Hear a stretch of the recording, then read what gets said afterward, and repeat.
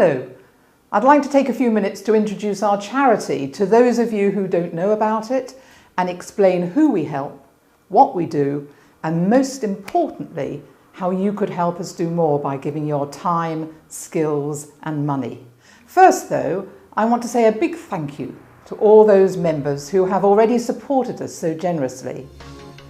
I'd also like to show you some examples of the huge difference your contributions have made in very personal terms to people, young and old, through caring for the sick and disabled and creating opportunity to overcome social disadvantage.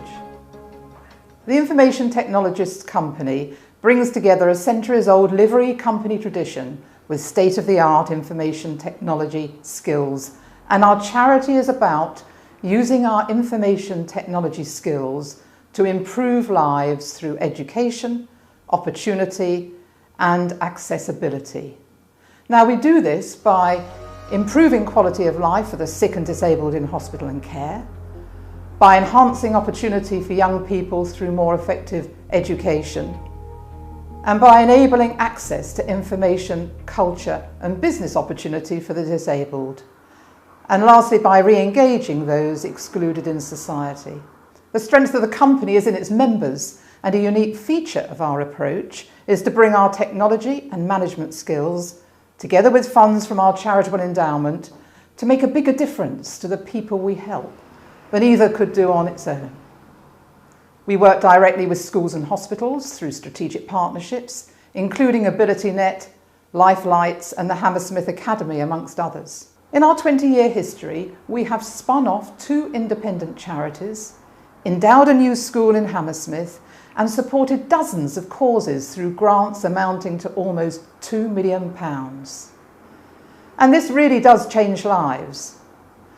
One example of the impact that your collective efforts have made is Lifelites, which uses technology to help terminally ill children in hospices gain new experiences. This is Luke. Luke is 11 years old.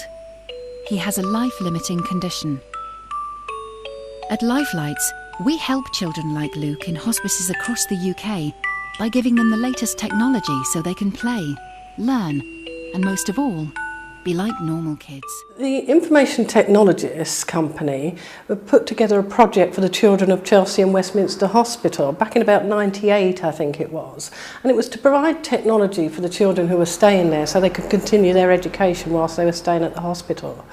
And then the Royal Masonic Trust for Girls and Boys were looking for a project to celebrate the year 2000.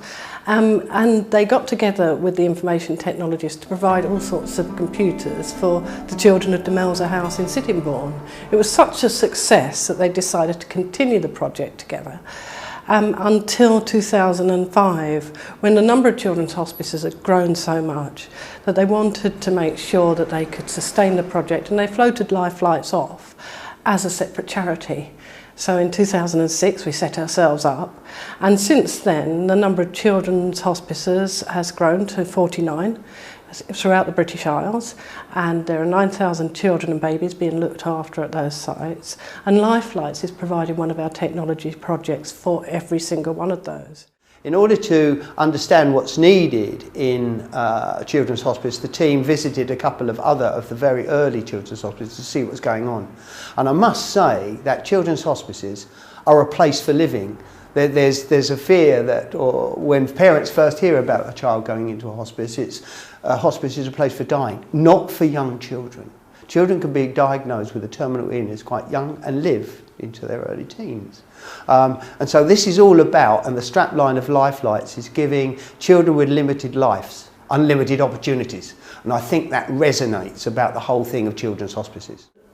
Computers have become the norm, and we wanted to make sure that we added value, and we could see that these children, many of whom have multiple disabilities, would benefit from the wonderful and amazing technologies that have been developed for children with disabilities.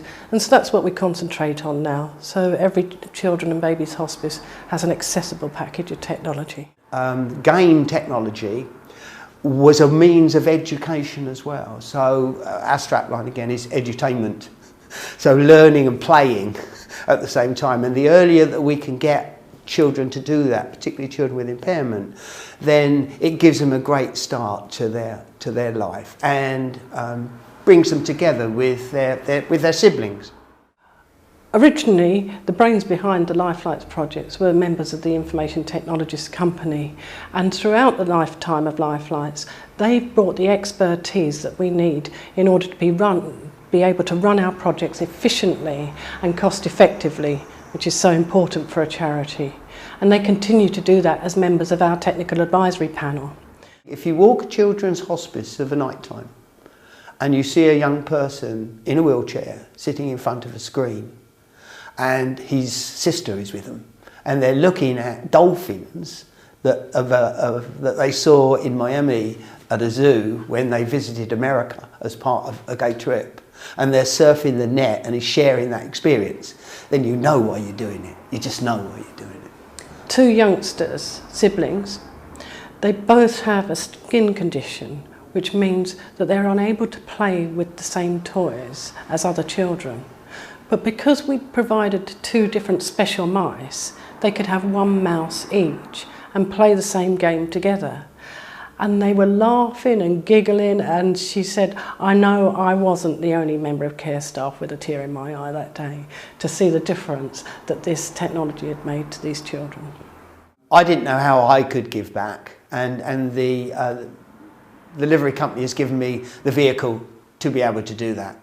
And on reflecting back now, I'm just so grateful for that. And the thing that really surprises us now, in retrospect, there's lots of other people involved, but that little group of us in the Recreation and Leisure Panel, it just shows that you can make a difference.